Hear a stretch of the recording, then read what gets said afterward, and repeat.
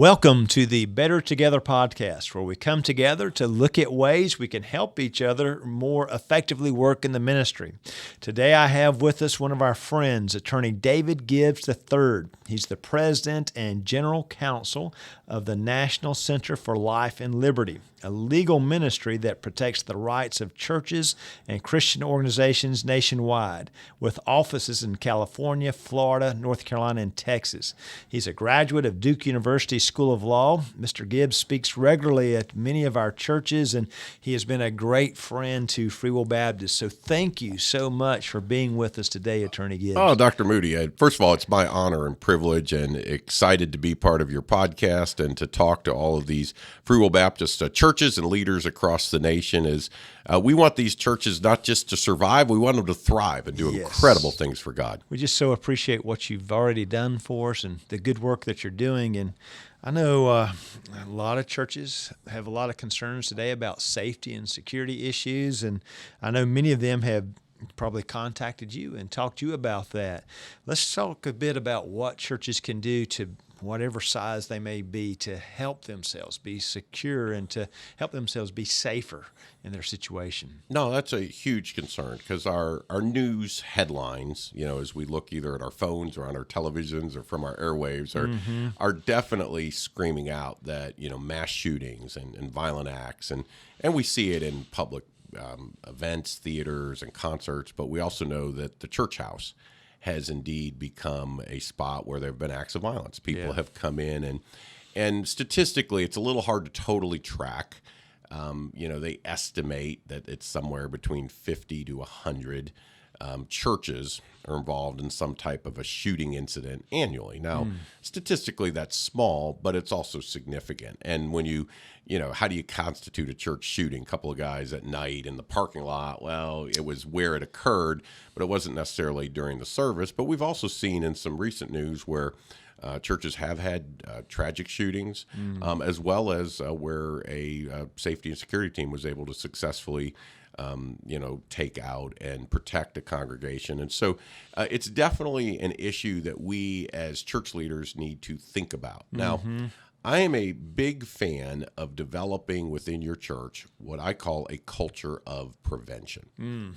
The best incident never happens. Yes.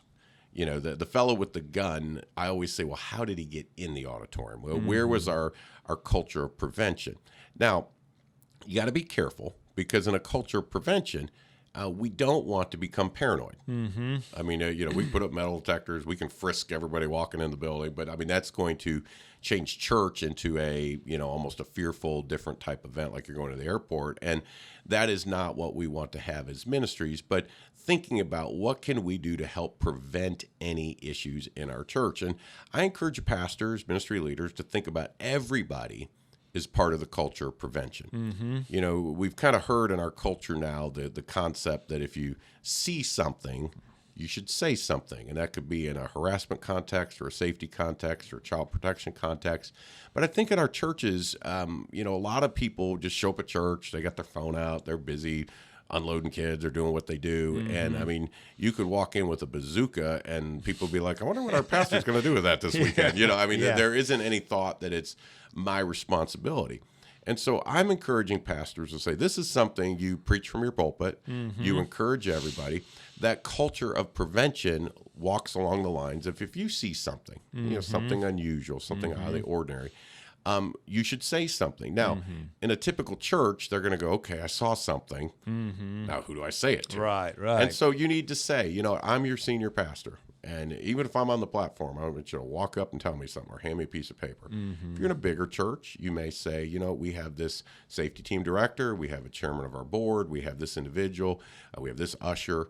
But the people need to know that they are empowered to look and to see things and then to bring it to someone who is trusted in the church leadership who then can be responsibly told that information. And so there's a fine line between discipleship and safety and security. Now, I do think we need to, kind of think through maybe profiling, who are our risk factors as people come to church. It's generally not older people. I mean, I as you and I sit here, it's not the 50 and overs that are shooting up the churches. is generally not ladies. Yeah. It's generally a younger male, oftentimes that we know, either was in our church and left or had a bad situation. So I think, as a church leader, and somebody says, well, do we need to minister to these people? Well, absolutely. Right. But you can do some intelligent profiling. And as you greet people into your sanctuary, as you're ministering to them, you can also be assessing, are they a risk? So let's take a typical church. You got 50 to 100 people that are coming on a Sunday. Okay, and they're there week after week. Well, you don't have to worry about them a whole lot. Why? They came last week and they didn't shoot anybody. Right. So you can reasonably expect that behavior to continue. You could reasonably say, you know what? You all came last week and we're all happy. Everybody left happy. And so it's not the folks that are there week after week that we need to be worried about. It's either a new person, and again, we want new people, but they're a potential unknown, or somebody that's been gone for a while that's coming back. Okay, so this guy's been out of church for 6 months, and he just showed up. Okay, wonderful. But letting him just walk into your congregation, sit down in the middle of church, and maybe have a backpack, maybe have a bulky coat on, and not talking to him is not taking appropriate precautions to just make sure that he's safe and appropriate to be around the other people. So somebody shows up and they're a little intoxicated. Well, maybe they've had a breaking point. Maybe things are out of hand. And we certainly don't want to just run them off, but then do we want them just to walk into the auditorium? And so that's why I always look at the greeters with the spiritual ministry also being part of the safety and security, because they're assessing, hey, this individual has had a really hard moment. They're in a difficult time, and it may be a moment to lead them to Christ or to help them turn around. Or they may be there to do some horrible things. I mean, we've had people show up at churches that have just left their ex-spouse's home and murdered them, and they've got a gun in their pocket and they're walking into church. Well, obviously, that person is going to be on a adrenaline, crime-fueled, violent spree, and you certainly wouldn't want them in. So if you don't have anybody that's in the back monitoring who's coming into your church or greeting people, that's a simple step that anybody can take. I'm a fan of visitor parking. Now, somebody says, well, is that nice for the visitors? It certainly is.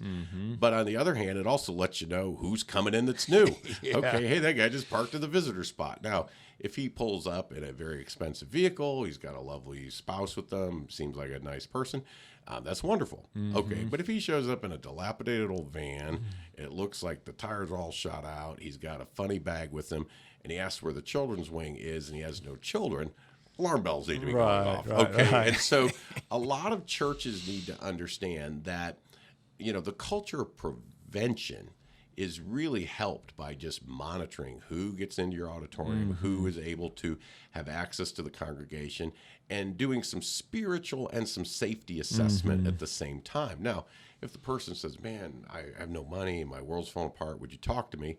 Well, that person may not be somebody you want to just bring right in the auditorium. You have men or others in leadership that can talk with them and minister to them, but assessing people before they're in the congregation. So let's break that down for a little bit. So it's a good idea for all churches to have a security team. We'll talk a little bit more about that in a moment, but also it's a good idea to have some greeters, people that's what they do. They're gifted, a little bit more outgoing and so forth. And then for all of us to be alert, to be watching who's there, who's not.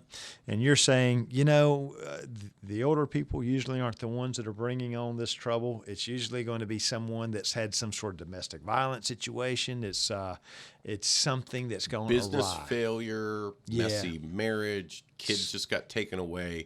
Some crisis point, and it's generally a younger, angry male.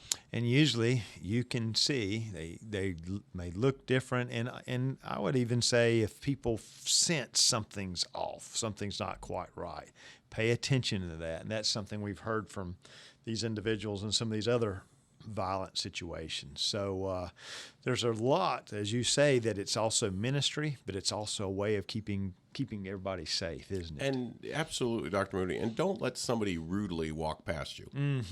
So if you're, let's say, grandma, and you're greeting people, and you say, I don't know, I've seen you before. Welcome to our church. And the guy says, leave me alone, and just pushes by. Not now, okay. In today's world, that's now become a safety risk. Because please understand, you don't have to be the friendliest person coming into a church, but that behavior should alert her. Now, we don't want grandma ought to feel like she has to do anything, but she should notify, boy, that man came in, he's angry, he walked past me, he didn't say anything. Now, they may say, oh, the pastor goes, you know what, his brother just died. I know why he's here. Okay, I can handle this. Right. Or the pastor may go, that's troubling. Let me go talk to him.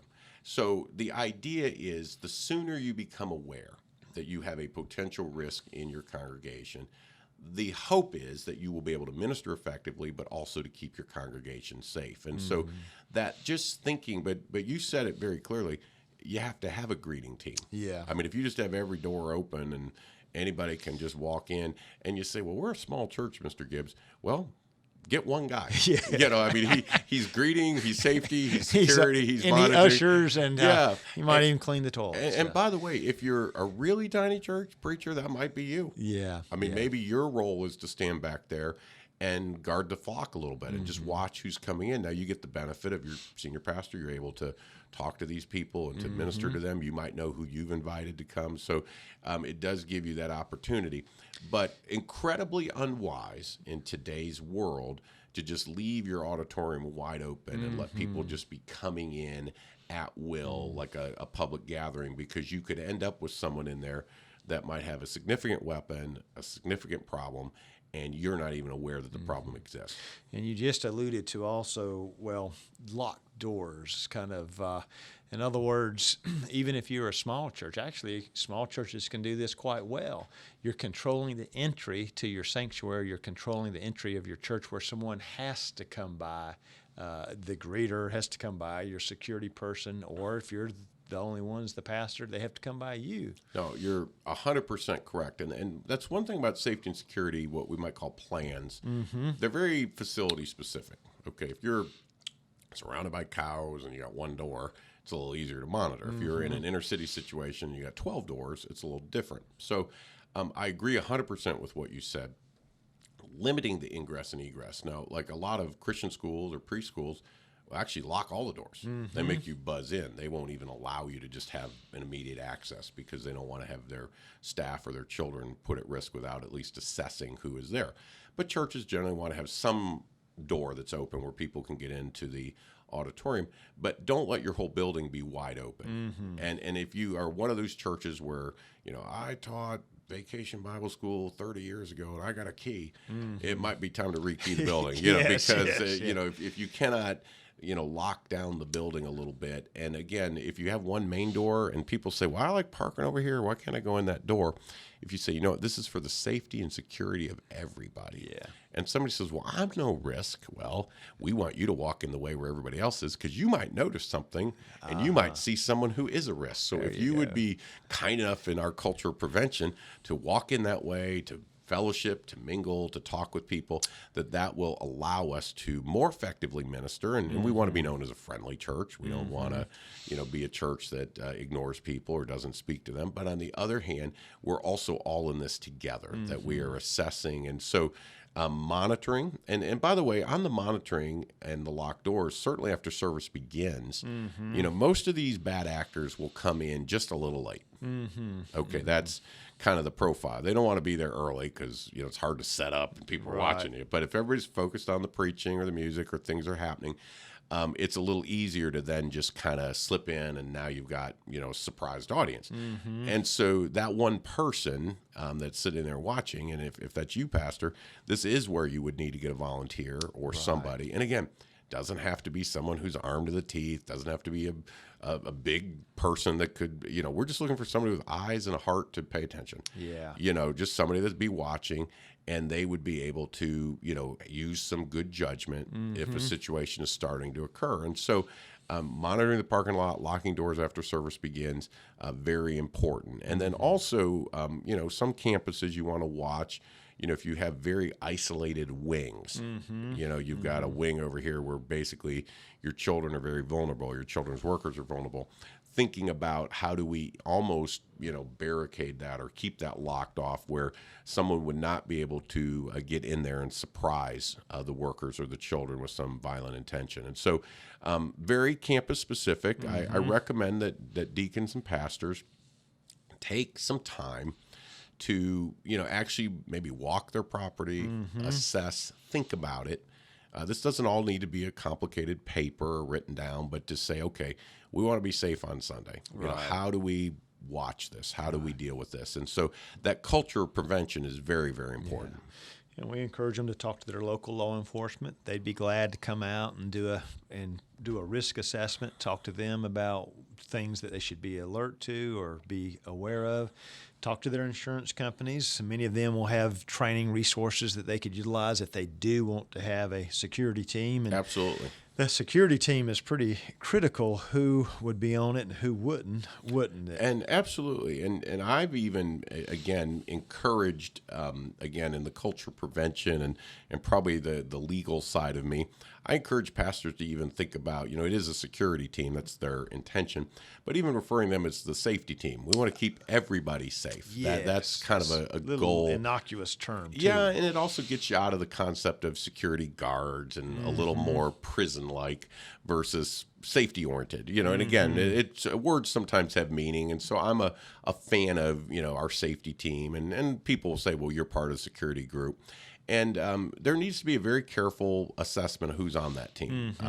I don't generally recommend asking for volunteers, okay, because the people that you will get may not be who you want. I joke about the old Barney Fife on the Andy Griffith. You know, he always wanted his bullet, and Andy'd be like, you can't have your bullet. You know, there was always that, you know, it was done for TV and comedy.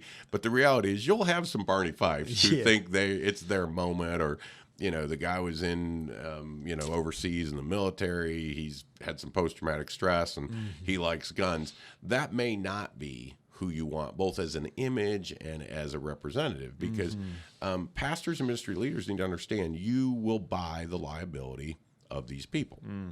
Now, I want people to understand we're talking legally here. Certainly, morally and spiritually, every life has value. But from a legal perspective, if a bad actor just runs in and shoots somebody, we have no liability because it's an intervening criminal act. And by the way, that's a Walmart, that's a for-profit business, that's a church. I mean, it's, you know, you can't be held responsible for the unforeseeable criminal acts of another human being.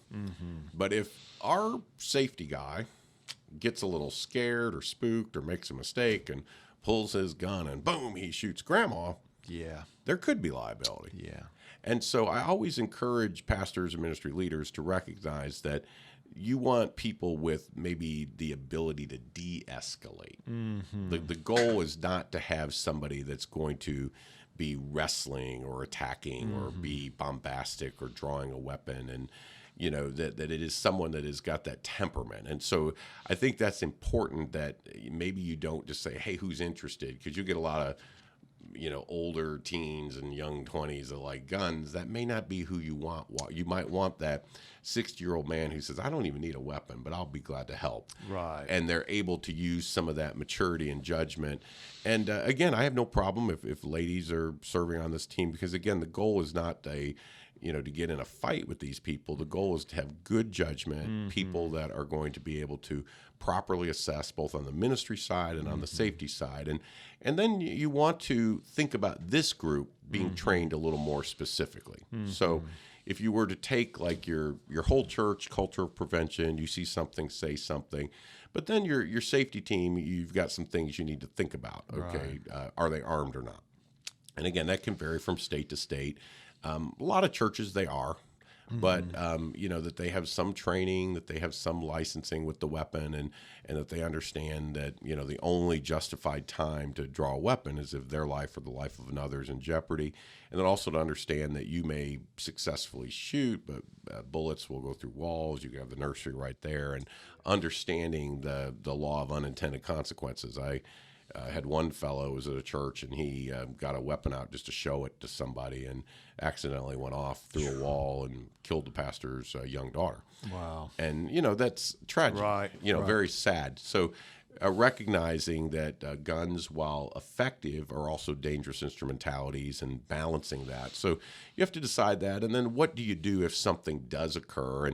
And you know, there's generally, you know, people can use different lettering. You know, you could use something as simple as an ABC, A is alert. Okay, well, who do we alert? Well, the other members of the congregation. That's a good person to alert, and the police. Yes. I mean, so, if you're the guy in the back and you see somebody getting a automatic weapon out of their vehicle and walking towards the church, okay, well, you've got two things to do. Open the door and yell, hey, everybody on the ground, or evacuate. Hey, we got a guy coming in. And then also call 911. So, just think about, we need to alert. And by the way, all the law enforcement training will say, let us know. Yes. We'll get there. And everybody should be empowered to call 911. Yes. The police will not be upset if they show up in error. And then B is barricade. Okay, so now I got my guy at the back door. I would like for him to lock that door. Okay, now why? It slows down the shooter. And generally, most statistics of these mass shootings, a barricaded locked door will actually save lives. Very rarely do they take the time. A lot of times they're high on drugs and alcohol. They're not thinking clearly, but they won't take the time to break through a door. So just a locked door is saving lives. And there's some interesting statistics. Generally, a shooter, once he has access, will be killing about 5 people a minute. Generally takes law enforcement about 10 minutes to get there. So you can kind of see, sadly, the math is about 50 dead people is what could reasonably be expected in a typical incident of this type. Well, if you lock a door and you slow them down for 2 minutes, you saved a lot of lives. You might have just saved 10 people's lives. And then you don't know who's able to evacuate or other things that may be able to escape. So alert is A, B is barricade, blocking down doors. Just thinking about it, how would we lock a door? How would we stop things? You say, well, we don't have locks. Well, you can throw things in front of the door. I mean, anything to slow them down is helpful. And then C is confront. Now, I'm a bigger fan of thinking through the confront than just, draw weapons and shoot, because you do need to be careful. Armed law enforcement misses most of the time, and they're heavily trained. Lay people, you pull a weapon and you just start shooting, you're going to miss probably 80-90% of what you're aiming at. So just recognizing that's not always your first line of defense. But even if you were unarmed and someone is coming, well, there are things that they've shown in the science that if you can break the attention of the shooter, they call the OODA loop. To do something, you have to observe, you have to orient, you have to decide, you have to act. Military fighter pilot training. And, you throw a hymnal at them. By the way, some churches don't have hymnals. For those of you that do, it's a handy weapon. You chuck a book at them. You don't have a hymnal, throw your cell phone. You're like, wait a minute, I got the new iPhone. Well, it's $1,000 of your life. But the idea is, while a life or two may be taken, if you can distract the shooter, keep him from lacking focus, and then be, almost kind of charging in, that type of confrontation. The old thinking was hide and wait. Okay. The problem is these mass shooters are coming in with ill intentions, and you're basically a sitting duck. So it is now showing that confrontation, having a mindset to confront. Now, if you got 3-year-olds, well, get them in a closet and keep them safe. I mean, you're not going to be able to confront. But I'm talking if you have adults, or if you have teenagers, or people that can be a distraction to him, and that is a better chance of survival than just sitting under the table and waiting. And again, we learn from these tragedies, and I will profess to know, every incident is unique, and only God will ultimately know, as the situations unfold, what would have been the best possible decision.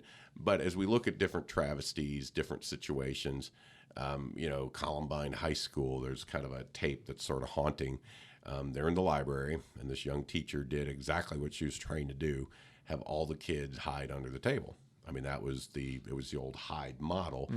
And there's a tape where a kid says, shouldn't we leave? And there was a stairs out back. Well, we know, sadly, in that case, that the shooter was able to basically almost just take out all these very vulnerable, exposed other students. And so, we do try to learn. And again, safety is of the Lord. I am a big fan of prevention. I'm not a fan of paranoia. But I do think when we look at the church, that the thinking that we're either too small or too rural or too isolated or not high profile enough has now been recognized that those are not necessarily going to be the targets. I have some friends that are in inner cities surrounded by drug dealers. Yes, they have safety concerns. But you know what? In the country, in a rural area, we now live in a world where there's a lot of copycats, and these people. The old thinking, Dr. Moody, a lot of these people would want to live. Okay, so you could negotiate. Sadly, Today, you're generally dealing with someone that is high on drugs, alcohol. They're candidly out of their mind. Mm-hmm. That's why police are now wearing vests and not trying to because they will shoot without even thinking what a human life is, if they even know that you're a human life. Mm-hmm. So any thought that you will just be able to talk these people down is ill thought, because it's just not going to be as effective with what you're dealing with. And generally, these people have made the decision almost to commit suicide at the end. Mm-hmm. More often than not, they know it'll either be by an officer or by their own hand. And so as you look at this, we want to minister to hurting people, but in that culture of prevention, and if someone will not cooperate, let's just say somebody's got a backpack or a bag, and you say, boy, we'd ask you to leave that in your car. No, I'm bringing it in. Mm-hmm. Well, sir, we're not going to allow that. And if the guy says, well, if you're going to be that way, I'm leaving.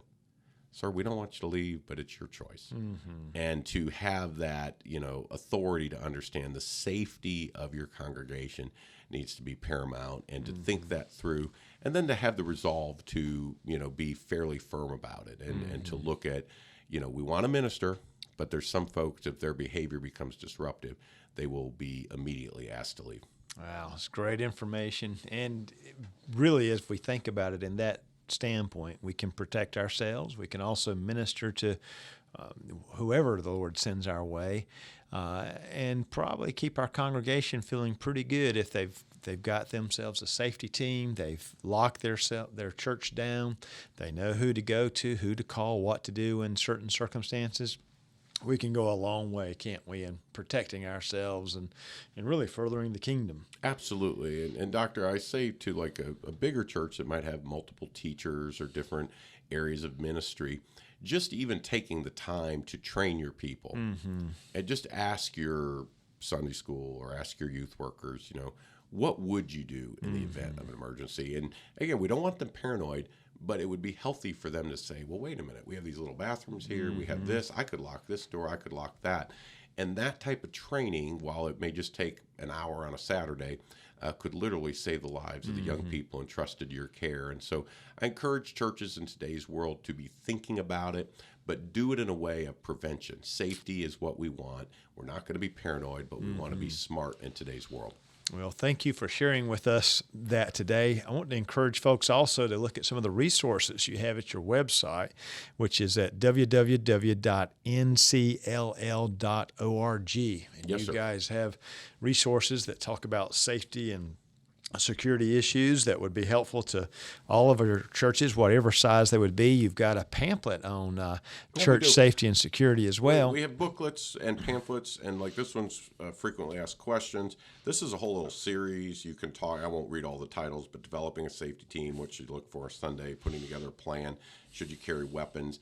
And we have videos that go with all of these. And then also for the Free Will Baptist churches across the nation to be aware, obviously it has to kind of coordinate, but we do have speakers and trainers that would be willing to come out. We also have a number of law enforcement officials that are believers in different states that actually volunteer to go speak in churches if they would like on these issues. And so I would just encourage the pastors to think about what is their plan. And clearly you can do things with books and videos, podcasts, other technology, but it is something that I would encourage you not to think that's a good idea, but in 2020, it's something that you want to put on your list. And then I would also put on your deacon's calendar a kind of an annual review, because you can start out really good, and then 3 Sundays in a row, none of the safety teams show up, and you've kind of fizzled into no prevention. Right. And so just thinking about how are we doing, just like you measure the metrics of your attendance, your offerings, your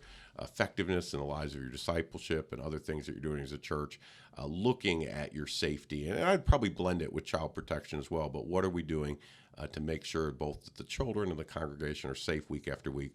It's a very high stewardship that's given to us of the Lord. Excellent. Well, thank you for sharing that with us, and thank you for stopping by to be with us Always today. a delight. Honored to be here. Appreciate you and your leadership, and excited as we watch churches all across the nation make a difference in their local communities. Thank you.